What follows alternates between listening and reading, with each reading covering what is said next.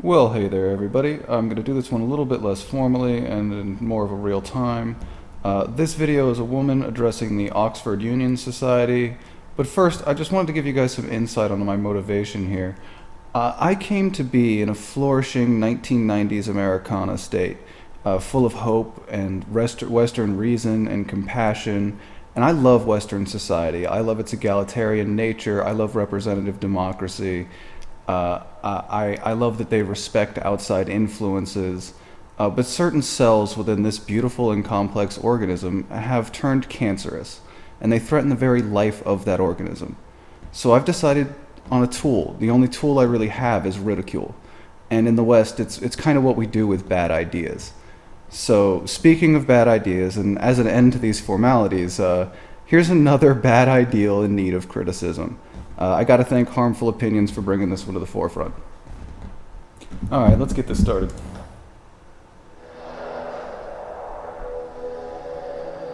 Ah, yes. Oxford Union Society. Fantastic.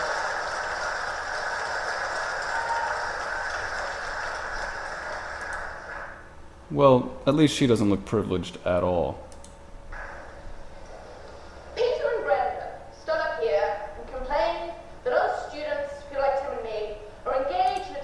Okay, I'm sorry. Either I'm starting a channel for masochists, or I have absolutely no idea why anyone would get through one of these videos.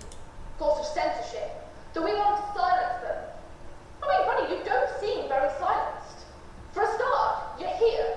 For a second, you still have your national newspaper columns. Apparently, I don't read them, but people tell me they're still out there. Note that point. She even admits she doesn't read them. So, what you're really saying is that, not that we're trying to silence... Oh, and I'm sorry about the voices here. I mean, really, she is an air raid siren of a human being. Just holy.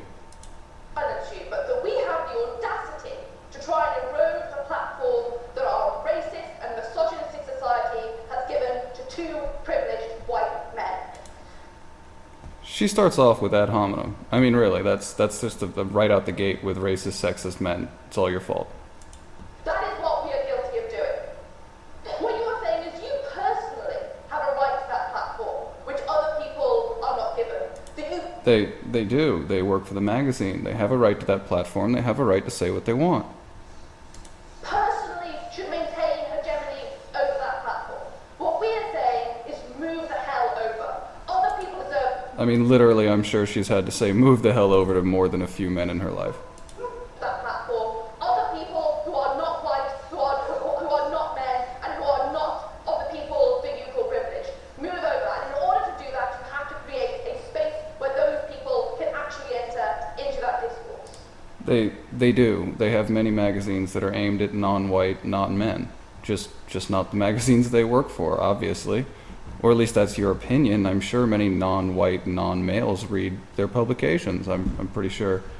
For the record, I don't even like these guys. I mean, they have some good points, but mostly they are pretty much assholes.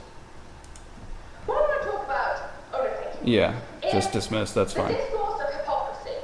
Because when they stand up here and say that they're engaged in free speech and they want free speech for everyone, they are actively denying the discourse of censorship that they are involved in. She says, unironically, involved in a discourse of censorship. Like, really. Bender, when he refuses to recognize trans people's preferred pronouns and actively misgenders them in his national newspaper columns, is engaged in a discourse of censorship. No, he's being a dick. You can be a dick. That's one of the few luxuries afforded in Western society, is being a dick. He's saying, this is language to which I object. That's exactly what he's saying. She, when I think they are male, is a language to which I object. I'm not going to He's allowed to object. I'm going to say that it is wrong. That is engaging in the discourse of censorship. It's also so arrogant to engage in that discourse when you're... She says, reaching a fevered pitch of her own arrogance. I'm not a stakeholder in it. It matters nothing to you whether or not a trans person chooses to identify in whatever way. But you are so arrogant as to think that you are allowed to censor them from doing that. Utterly repulsive. No, thank you. I'm coming to you. Don't worry. Elijah Hitchens, when you write that a discourse of Islam is what causes Muslim men to rape, Which it does kind of lend itself to that, but you know, whatever. Or engage in a discourse of censorship. You are saying that the discourse of How is outing a religious belief for its beliefs a discourse of censoring that religion? That's an interesting point. Islam is something that is wrong, something that should not be allowed, something that you object to. Yeah, go for it. That to have a different opinion isn't the same as telling other people that they shouldn't have or they can't have that opinion. Absolutely. Now that is a valid point. That's pretty much what I'm here to stand for. Just because I don't necessarily like what these guys are saying doesn't mean that this thing has the right to tell other people what they can and cannot say. That's not what Western society is about. It's not what Western society has ever been about. That's censorship. And we're not really big on that. And the roar of applause is exactly what that comment deserves. A much bigger roar of applause than she got for her own point.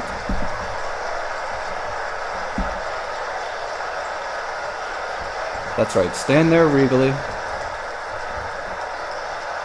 in your royal purple dress. Bask in your shame. Bask in your shame, Java. A difference of opinion would work. A difference of opinion would be for Peter to say, I'm not a Muslim, but others can be. That is a difference of opinion. A difference How is that even related to the point he was making? of opinion is for Brendan to say that I'm not someone who is a transsexual, but other people, if they are, that is something that I respect. That is difference of opinion. And I'm talking to No, like you could also say that I have a difference of opinion. I think that transsexuals are A, weird, B, have a mental disorder. You can also be called an asshole for holding those viewpoints. You can't tell someone they can't hold those viewpoints, though. exactly why this engages in this discourse of censorship. Fundamentally, the purpose of free speech is an instrumental good. It's not like this, if you're saying something to yourself in your room, it's meaningless. It's about creating meaning for societal change. It's what Brendan wants to talk about when he was like, lives mags, that's equal to what Shelley did. I mean, whatever. But the purpose then is to further democracy. It's to say, be able to challenge power and be able to speak truth to power. Oh, I'm so tired of that fucking phrase, that fucking meaningless phrase, speaking truth to power. It doesn't mean anything. It is a great buzzword, and it's obviously one of the tenets of your religion, but that doesn't mean I have to buy it. It's not about being able to shut other people out. And the problem is that Well, occasionally it is. the platform at the moment isn't equal. It's not the case that we all have the same privileges, that we all have the same access to national newspaper columns, that we all... How is that even possible? To all of us have access to our own newspaper column that shows our own viewpoint. You're insane. all listen to. I mean, the fact that we're all here and so privileged and other people are not invited demonstrates that there's an act of privileging people when you give them a platform. And the I love problem that is he's fallen when out you through this. engage in the discourse that these men do, when you say that other people are lesser, that their choices are lesser, and those are the privileged people that Oh no, I've read their columns. I could find nowhere in which they say that these people in any way, shape, or form are lesser. They say sometimes that the belief of Islam can lead people to act in a terrible way, and they have beliefs that are different than yours, but they never say that homosexuals are lesser. I did my research, thanks though. the least privileged in those society, that is when they are unable to engage in our discourse. What we want to do on our side is to even the platform. And to say if you need to do that, you can't engage in racist language and you can't engage in sexist language, that's something we're okay with. Because we See, they're okay with censorship, although she's complaining about these guys practicing censorship. It's cognitive dissonance at its finest. think the voice of ethnic minorities and women is more important than the right of these men to be misogynistic and racist. That's something we She really could have stopped that by just saying is more important than these men. Full stop. That's what she really means. incredibly stand for on our side. Okay, so you're not a sexist. So landmines aren't sexist. No, you see sexism everywhere, you These nut. men have the ability to denigrate people within their national newspaper columns. They can say that trans people are lesser, that their choices are lesser, that ethnic minorities shouldn't be welcomed in our society. No, thank you. He legitimately didn't say any of that. That's why he's so defensive. You know, when people are defensive like that, sometimes it actually means they didn't say that trans people are lesser. You're implying that. That's your problem.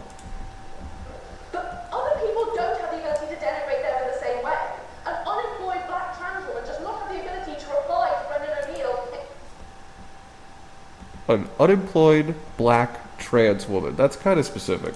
in a national newspaper column. Moreover, she is incredibly less likely to do so when that national newspaper column creates a discourse in a world that she is not welcome, that her choices are not welcome, I'm beginning to think that her word of the day was the word discourse. and that she is not respected. Brennan complains about the fact that there's some white people who are representing the rights of black people, etc. And the whiteness of Oxford and the Union is incredibly deplorable, but probably more explicable when we have a president who thinks it's acceptable to invite Marine Le Pen. Sorry, Lisa. Okay, again, you're attacking your own president for inviting someone whose views you don't particularly agree with. I don't think Marie Le Pen is the greatest person on earth either. However, I can sample her like most people sample their religions and actually not believe in anything.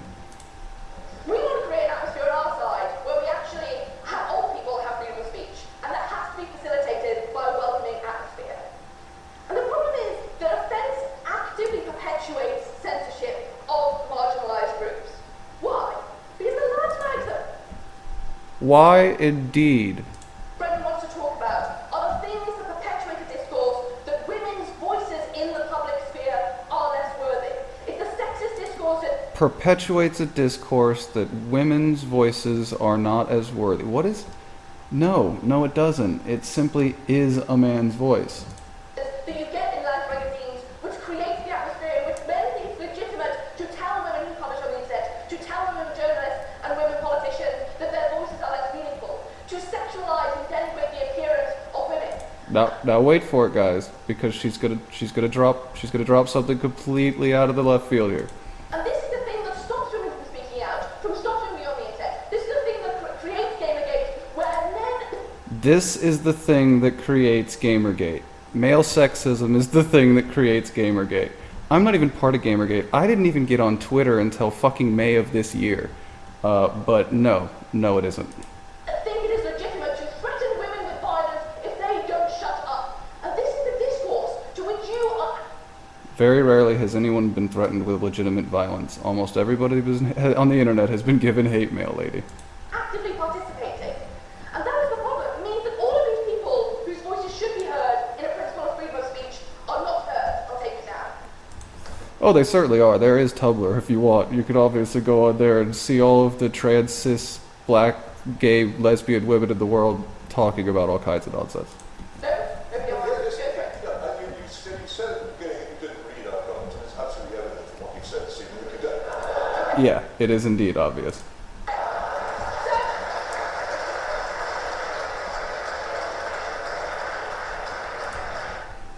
Alright, I will admit that I kind of feel bad for her at this point. She's gotten 2 applause breaks, that both of which were against her points. I mean, that's not good. Don't worry, I do my research. And the thing I'm referring to is I doubt what it. Hitchin said about the Oh, great look, press he's of out. Oxford, that the obvious That's thing as much about attention as he was gonna pay. was important because if you engage in a discourse where you think of other people as infidel and think of other people as lesser, that makes you more likely to be a rapist. That's why Muslims are more likely to be rapists. Exactly what you said. When?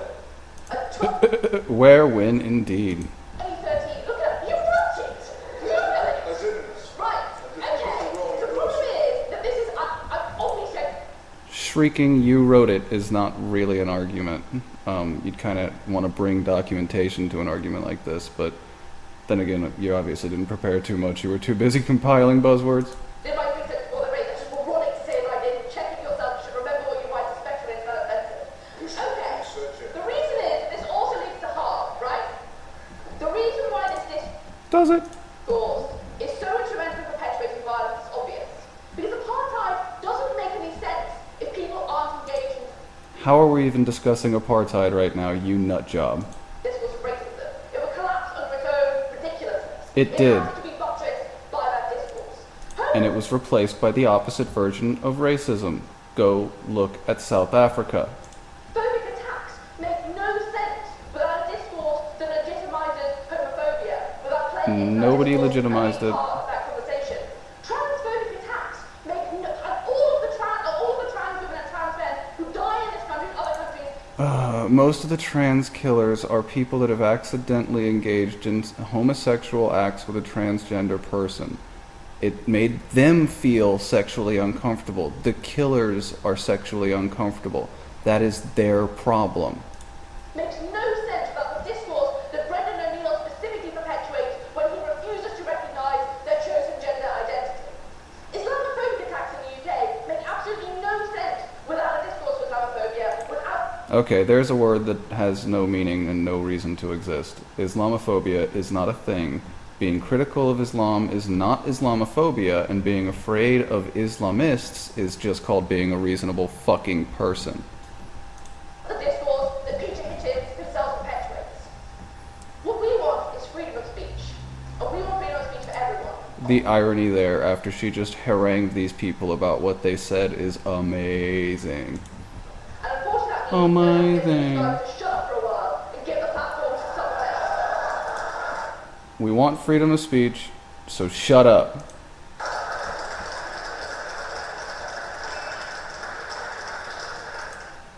Really? Oxford Union Society? A2 Brute?